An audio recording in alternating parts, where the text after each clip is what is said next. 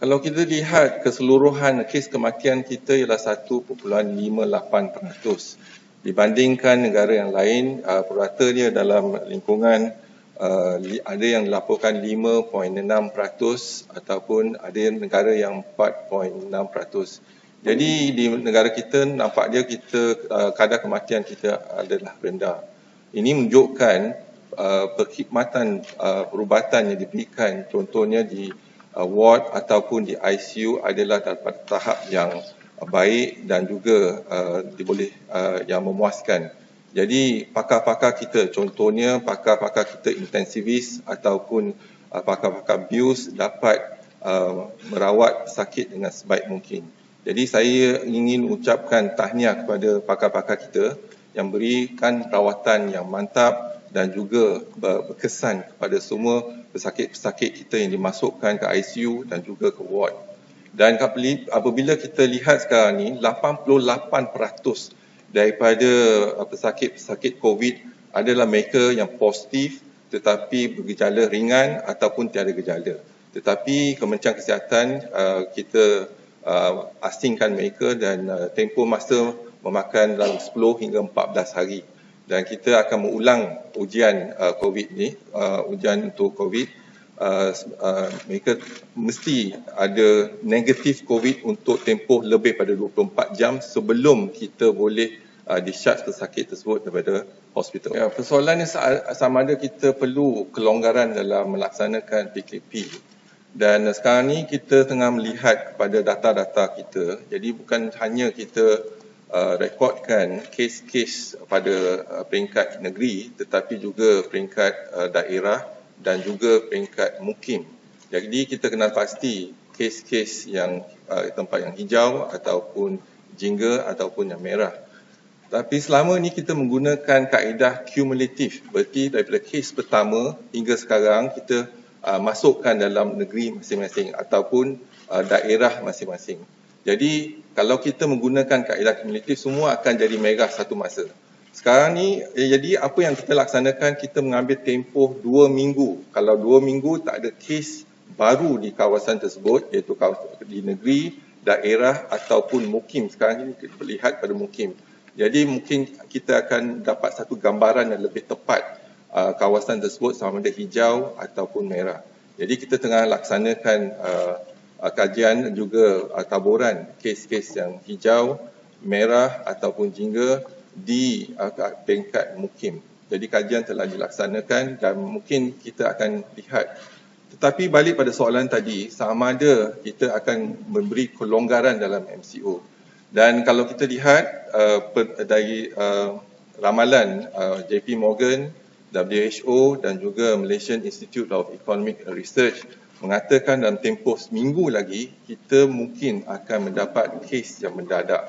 Jadi petang ni pukul 6 saya akan adakan satu mesyuarat melihat kembali kes-kes kita dan juga statistik-statistik yang ada, sama ada modeling kita menggunakan pelbagai kaedah modeling untuk kita pastikan sama ada boleh atau tidak kita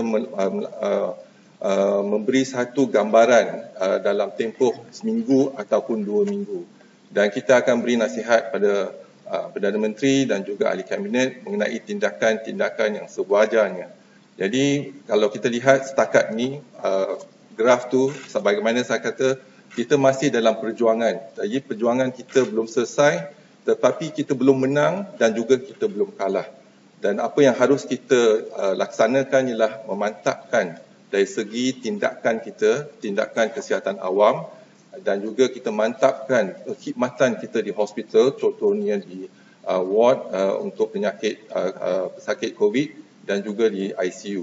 Jadi kita tengah memantapkan semua hospital. Dalam hospital kita, hospital saringan ada 71 hospital saringan dan kita ada 40 buah hospital yang boleh merawat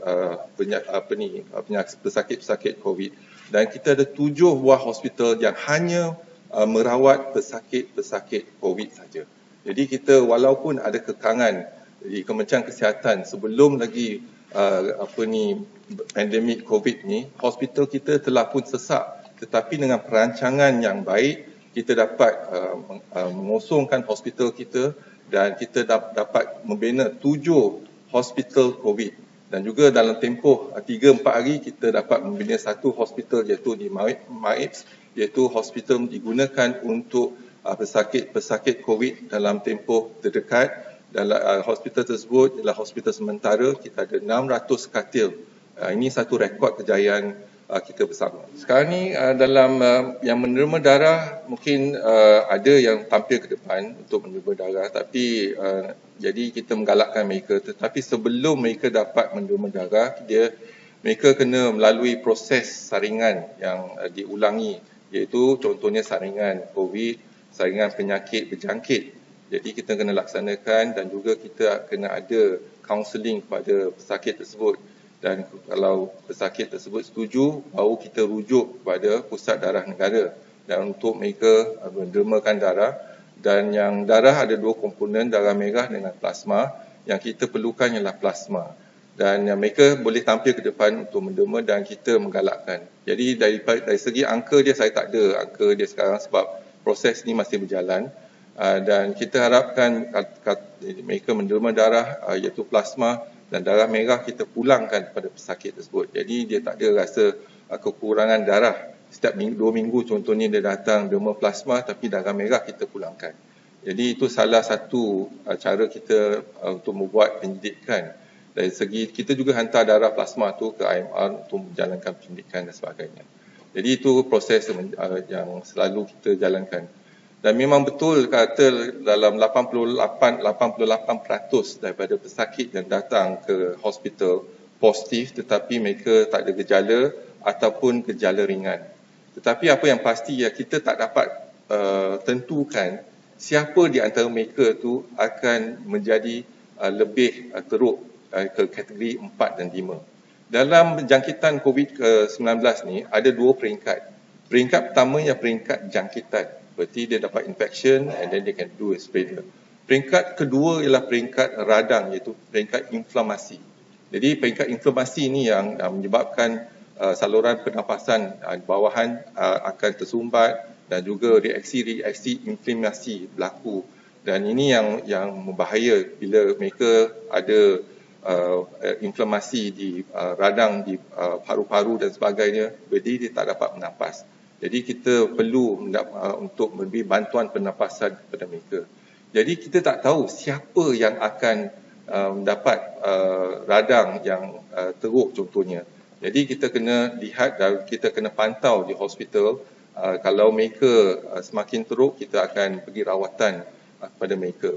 Dan kita dapati kalau kita mula obat yang selalu telah banyak dibincangkan ialah ubat hydrochloroquine di peringkat awal, kita dapat mengelakkan mereka daripada menjadi kategori 4 dan 5. Jadi itu salah satu rawatan yang kita ada dan kajian saintifik sekarang ni bersama dengan WHO dalam proses untuk kita jalankan. Dan walau bagaimanapun sebelum kajian tu kita menggunakan obat-obat ni secara off-label. Off-label maksud dia kita tidak recommend untuk ataupun tidak dikhaskan untuk rawatan COVID, tetapi kita guna off-label use untuk penyakit COVID.